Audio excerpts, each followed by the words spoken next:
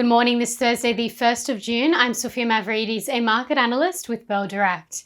Well, European markets tumbled as concerns remained over the US debt ceiling bill ahead of the deadline of June 5th. German inflation data will also be out tonight, as well as a Eurozone flash reading. Additionally, investors are weighing China's manufacturing PMI data that declined for the second straight month and at a faster rate than expected. The STOXX 600 closed the session down 1.1%, with all sectors in negative territory. Auto stocks led the losses, followed by chemicals stocks.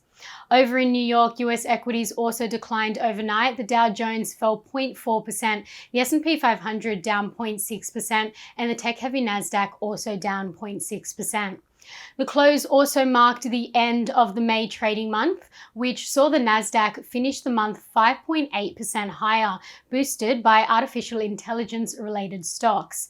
The S&P 500 added 0.3% in the month, while the Dow fell 3.5%.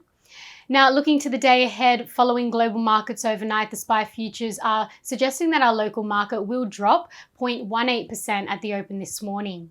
In commodities, oil has sharply fallen, now trading around $68 a barrel, extending the monthly loss for May to nearly 11%.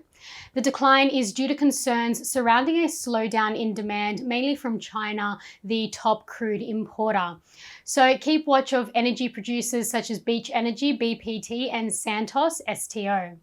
The gold price steadied overnight, so gold shares could have a decent run today as market volatility leads to increased demand for the safe haven asset. It's worth keeping your eye on Evolution Mining, Gold Road Resources, Regis Resources, and other gold stocks. And the price of iron ore is also down, now trading at around $103 per ton, holding close to a 6-month low amid evidence of low demand and strong supply. In economic data today, we'll receive retail sales data for April and private capital expenditure data for Q1. And to end on some trading ideas for your consideration, Bell Potter maintained their buy rating on IVE Group. The ticker code is IGL with a price target of $3. They're the largest integrated marketing communications business in Australia, with leading market positions across every sector which the company operates.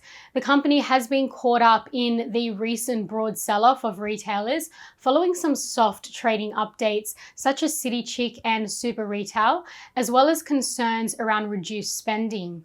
Bell Potter have updated each valuation used in the determination of their price target for market movements and time creep, but overall there is no change to the $3 price target.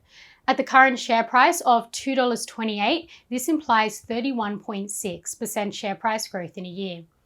And Trading Central have identified a bearish signal in Lindsay Australia, LAU, indicating that the stock price may fall from the close of $1.25 to the range of $1.11 to $1.15 over 31 days, according to the standard principles of technical analysis. And that's all for this morning. I'm Sophia Mavridis with Bell Direct. Have a great day and happy trading.